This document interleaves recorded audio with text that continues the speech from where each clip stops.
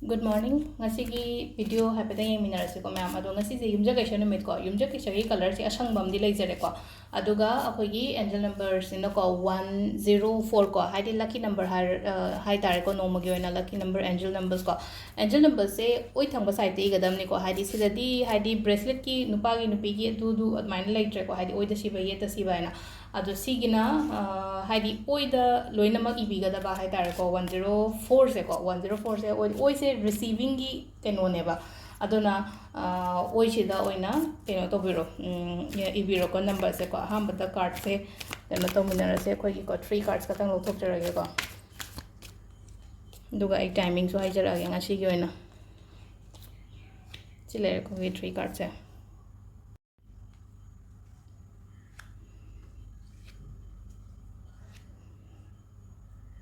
one gise ko one gise keno gumba to biyo ko hadi ngasi se sum ai pesang sa sum aingonda aphaba la e na khalla se ba ngasi gi numit se da ko ngasi gi numit se da aphaba la kai gumba ai thaba ama oire na traga keno tawre na khalla se adu taraga di na traga su ngarang han oigi bo taraga su kai na sum khanjaba pot ama phangi ba pot ki ba leiraga di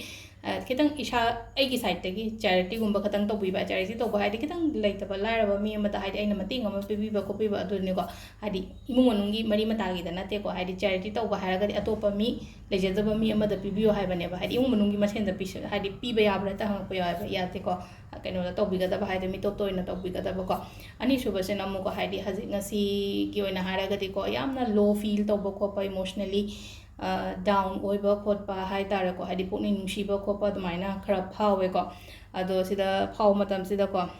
keno to biyo hadi kitang wakhan je mind je divert to bani khangde hadi imanabi gumba da wari gumba sa bani khangde ko bani khangde ko ai nungai ta do share to ko pa dumai yai ko ahum suba sina ko hadi negative thoughts myam lakpa khotpa adumaina oina oi ko hadi wakhan je phata phata pangkan na khanjan bado khanbi gano adugi wakhan phata bado maina khanba khotpa matam je ko hadi khanba matam da hadi phata bado attract ro la kani bado na yaringe hai tare ko negative thoughts kumba lakpa khotpa sugumba ko hadi stress akiba hai tare ko shada akiba hai ga disi thabok se tawraga hadi oidraga di kamaina tawbo ko adugi pakhatpa thukatpa khotpa adumaina kadang lei ko adu duna yaringe keno to biba hai tare ko avoid to biba aduga keno to biba hadi replace to biba hadi phataba thot to afaba thot na replace kumba to biba hai tare ko sida lere khoi gi ahambagi card ki message na ko aduga timing se ko mariga minute yankhai tare tagi ayu kene ko se mariga minute yankhai tare tagi na nipan ga minute manga phom lere ko ade mapan ga minute kun tra mapan dagi na tra mathoi ga minute tra hum doi phom lere dagi ani ga minute kun dagi na nungdawaramgi manga ga minute kun nipan phom lere aduga nungdangi na tar ko minute yankhai mari dagi na tra mathoi ga minute tra hum doi phom lere aduga nungalamdai gi haraga namu ani ga minute manga dagi na ahum ga minute kun tra mathoi phom lere ko se sina koi gi ngasi gi oina timing afaba ko ado sida lere ma'am ngasi gi video se thank you